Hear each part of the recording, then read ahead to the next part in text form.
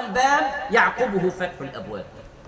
دائما وأبدا كثير من الناس ييأس ويقنط، وربما يدخل إلى قلبه التشاؤم والتطاير، وربما يعجز. والإسلام دين لا يعرف العجز ولا يعرف التشاؤم، فليس عندنا في الإسلام تشاؤم ولا تطاير، بل نهى النبي صلى الله عليه وسلم عن التشاؤم وعن التطاير. لماذا؟ لأنه لا ييأس من روح الله إلا القوم الكافرون.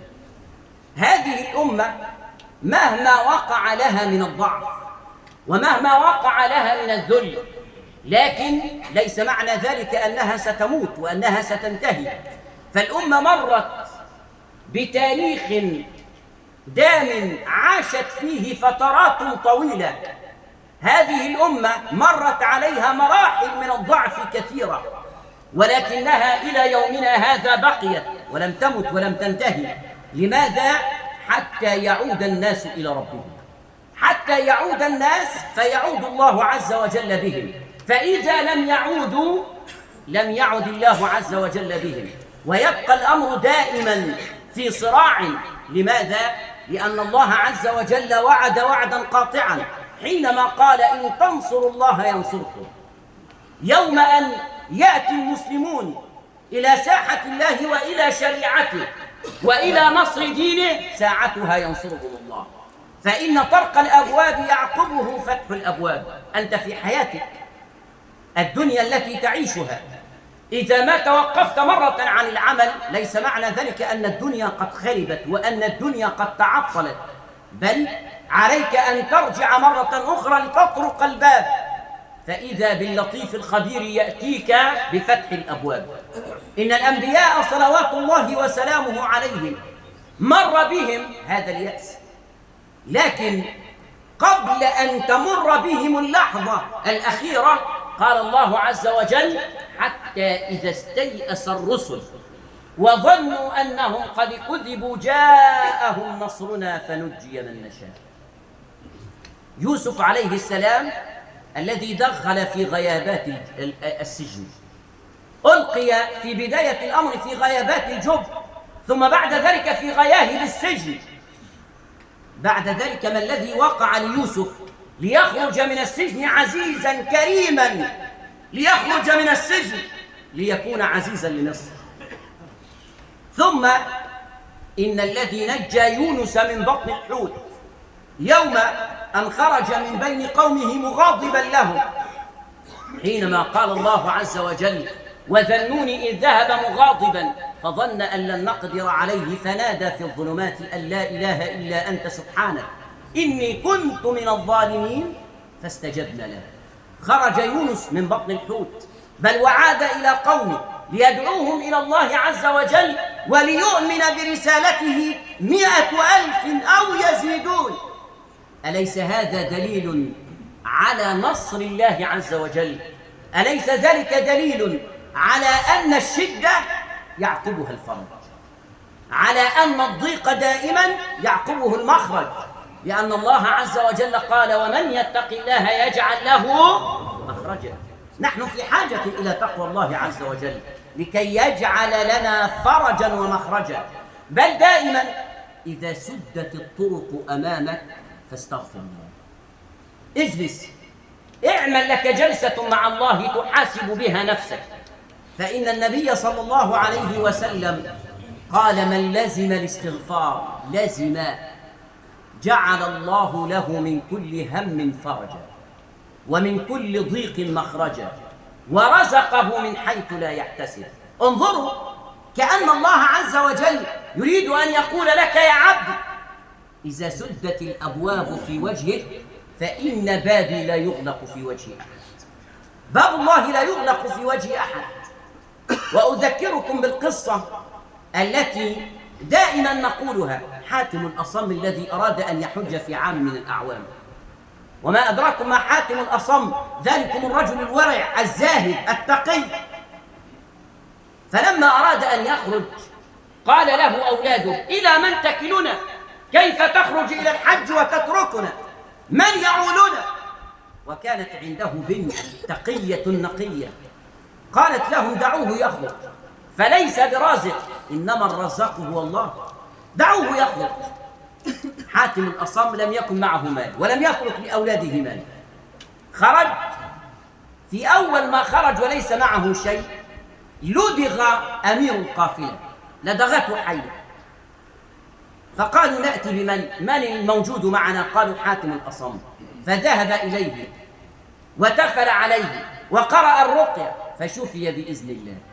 فقال الأمير حجك علينا، هذا أول الغيث، لأن أول الغيث قطرة، إذا رضي الله عنك رضي عنك كل الخلق، وإذا غضب الله عز وجل عليك غضب عليك كل الخلق. هذه قاعدة لا بد أن تفهموها وأن تعرفوها وأن تجعلوها نصب أعينكم. ثم بعد ذلك هؤلاء أهله جعلوا يوبخون هذه البنت، ماذا نفعل؟ أنت السبب فيما وقع لنا وجرى لنا. فما كان من أمير هذه البلدة إلا أن خرج في يوم من الأيام يدور حول بلدته، وقد أصابه العطش أمام دار حاتم الأصم، فأراد كوبا من الماء، أراد شيئا من الماء، فأخرجوا له ماء جعل الله له فيه الحلاوة وفيه الري، فشرب. فلما ارتوى أخرج ما معه من الذهب ووضعه في الإناء، ثم قال لمن معه: من أحبني فعل مثل ما فعلت، ففعلوا، فوسع الله عليهم فجعلوا يفرحون. وجعلت البنت تبكي، فقالوا لها: ما بك تبكين وقد وسع الله علينا؟ قالت: أبكي لأن خلقا من خلق الله نظر إلينا فاستغنينا، فكيف لو نظر الخالق إلينا؟ كيف لو نظر الخالق إلينا؟ لكانت نظرة رحمة. نحن في حاجة إلى أن ينظر إلينا رب العزة، لأنه لو نظر إليك ذهب عنك كل الهم وذهب عنك كل الغم، ولعشت مع الله عز وجل. فإن من كان مع الله كان الله معه، ومن وضع يده في يد الله لم ينزع الله عز وجل يده. نحن في حاجة إلى أن نضع أيدينا في يد الله. لماذا حفظ الله إسماعيل؟ لأنها قالت بملء فمها حينما سئلت إسماعيل لتذكرنا بالله عز وجل، حينما قالت لإبراهيم عليه السلام: الله أمرك بهذا، أن تتركنا في هذا المكان الذي لا أنيس فيه ولا جليس؟ قال: نعم. قالت: إذا لا يضيعنا. فإذا كنت مع الله وإذا كنت دائما في حمى الله عز وجل فاعلم أنه لن يضيعك لا في الدنيا ولا في الآخرة كذلك. أسأل الله عز وجل أن يغفر لنا وأن يرحمنا وأن يتوب علينا. أقول قولي هذا وأستغفر الله لي ولكم فاستغفروه إنه هو الغفور الرحيم.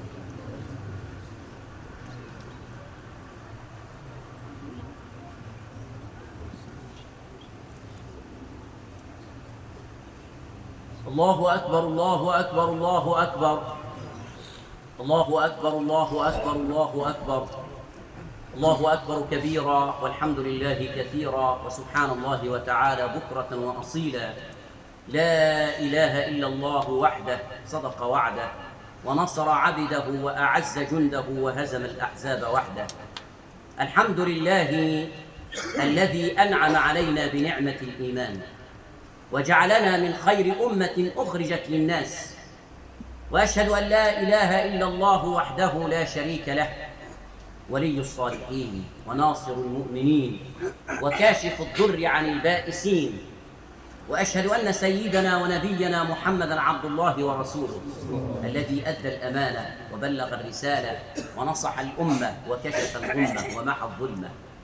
نحن في عيد الأضحى، وسمي كذلك لأننا نضحي بشيء من أموالنا. ولذلك إبراهيم عليه السلام الذي رأى في منامه أنه يذبح ولده، فجاء إلى ولده وقال: يا بني إني أرى في المنام أني أذبحك فانظر ماذا ترى. إبراهيم الخليل بما له من مكانة عند الله عز وجل يعرض على ولده ما رأى. وماذا كان الجواب والرد؟ قال: يا أبت افعل ما تؤمر ستجدني إن شاء الله من الصابرين. بالله عليكم، هل رأيتم برا أعظم من هذا؟ هل رأيتم برا أصدق من هذا البر؟ نحن في حاجة إلى هذا البر، إلى أن نعلم أولادنا كيف يكونون بارين بنا، كيف يكون ولدك بارا بك. أنت لابد أن تكون بارا بولدك حتى يكون ولدك بارا بك أولا. فالنبي صلى الله عليه وسلم قال: رحم الله والدا أعان ولده على بره. رحم الله والدا أعان ولده على بره. الذي لم يربي ولده، والذي لم يرشد ولده، والذي لم ينظر إلى ولده ولم يعلمه، كيف يكون ولده بارا به؟ إن إبراهيم عليه السلام كان بارا بأولاده، لذلك خرج أولاده بارين به. لماذا؟ لأن الأنبياء يعلموننا كيف نتعامل مع أولادنا. إسماعيل سيذبح ويقول لأبيه: افعل ما تؤمر ستجدني إن شاء الله من الصابرين.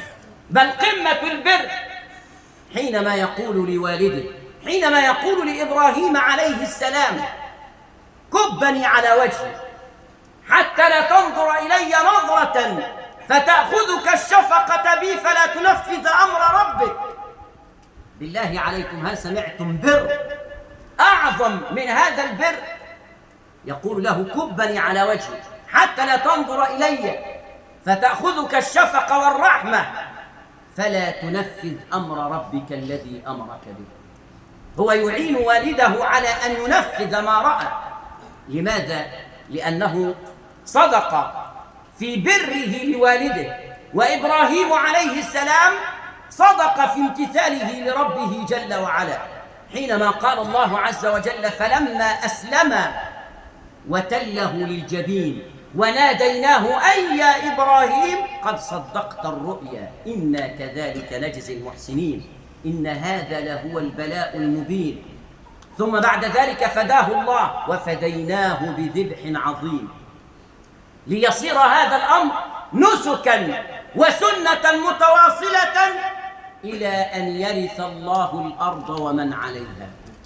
فلولا أن الله فدى إسماعيل لكان كل واحد لابد أن يذبح ولده، ولكن الله عز وجل رحيم بنا.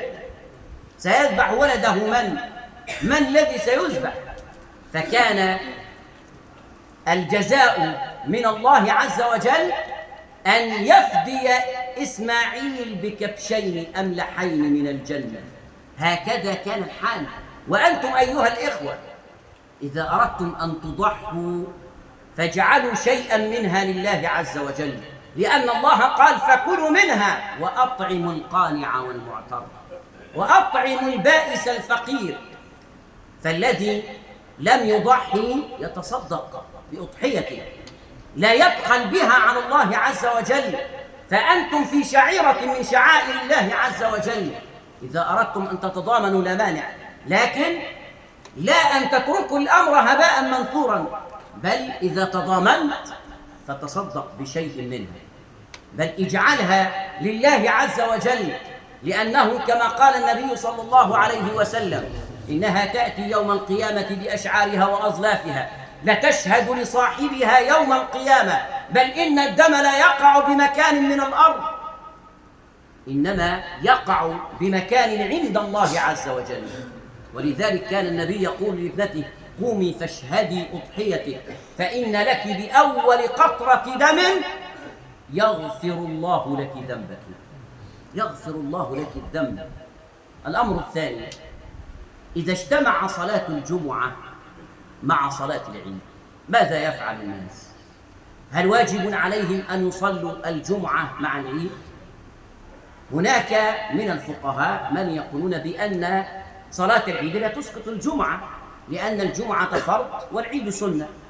ومن الفقهاء من قال بأنه لا مانع من أن الذي لا يستطيع أن يأتي إلى الجمعة فلا يأتي إليها ويجزئه صلاة العيد، وهذه رحمة ومنة من الله عز وجل. فالذي لا يستطيع أن يأتي لا حرج عليه في هذا اليوم، لكن النبي قال: لقد اجتمع لكم خيرا وأجرا. خيرا وأجرا في ماذا؟ عيد في الصباح وعيد في الظهر، عيدان أجرا وخيرا. فالذي يستطيع أن يأتي ليحضر هذا الأجر والخير يحضر. وقال النبي: وإنا مجمعون. إن مجمعون أي أن المسجد يقيم الجمعة، وعلى من يسر الله عز وجل عليه أن يأتي كذلك لصلاة الجمعة. لكن الذي منعه مانع، والذي لا يستطيع أن يأتي فلا حرج عليه. أسأل الله عز وجل في هذا اليوم الكريم أن يجعل جمعنا جمعا، وأن يجعل تفرقنا من بعده معصوما، وأن لا يدع فينا ولا معنا ولا بيننا شقيا ولا محروما. اللهم لا تدع لنا في هذا الجمع العظيم ذنبا إلا غفرته، ولا مريضا إلا شفيته، ولا عسرا إلا يسرته، ولا كربا إلا فرجته، ولا ميتا إلا رحمته، ولا عاصيا إلا هديته، ولا طائعا إلا وفقته، ولا مسافرا إلا حفظته، ولا غائبا إلا رددته سالما غانما. اللهم إنك عفو كريم مجيب تحب العفو فاعف عنا. اللهم ارفع مقتك وغضبك عنا. اللهم لا تسلط علينا بذنوبنا من لا يخافك ولا يرحمنا. اللهم اهدنا إليك سواء السبيل، وأخرجنا من الظلمات إلى النور. اللهم رد الأمة إلى دينها ردا جميلا، رد الأمة إلى الحق والعدل وإلى العمل بكتابك وسنة نبيك صلى الله عليه وسلم. اللهم أصلح لنا ديننا الذي هو عصمة أمرنا، وأصلح لنا دنيانا التي فيها معاشنا، وأصلح لنا آخرتنا التي إليها معادنا، واجعل الحياة زيادة لنا في كل خير، واجعل الموت راحة لنا من كل شر، وثبتنا وثقل موازيننا. اللهم ثبت على الصراط أقدامنا. اللهم اقبل عذرنا واجبر كسرنا، ولا تخيب رجاءنا، ولا تفضحنا بأسرارنا، ولا تهتك أستارنا برحمتك يا أرحم الراحمين. اللهم انصر إخواننا المستضعفين، اللهم انصرهم بنصرك وأيدهم بتأييدك. اللهم أنزل عليهم ملائكتك وجندك، واحرسهم بعينك التي لا تنام، لفهم بكنفك الذي لا يرام. اللهم أطعم جائعهم، واكس عاريهم، وداوي مرضاهم. اللهم داوي جرحاهم، واشف مريضهم برحمتك يا أرحم الراحمين. عباد الله، إن الله يأمر بالعدل والإحسان وإيتاء ذي القربى وينهى عن الفحشاء والمنكر والبغي يعظكم لعلكم تذكرون. اذكروا الله يذكركم، وكل عام وأنتم بخير. السلام عليكم ورحمة الله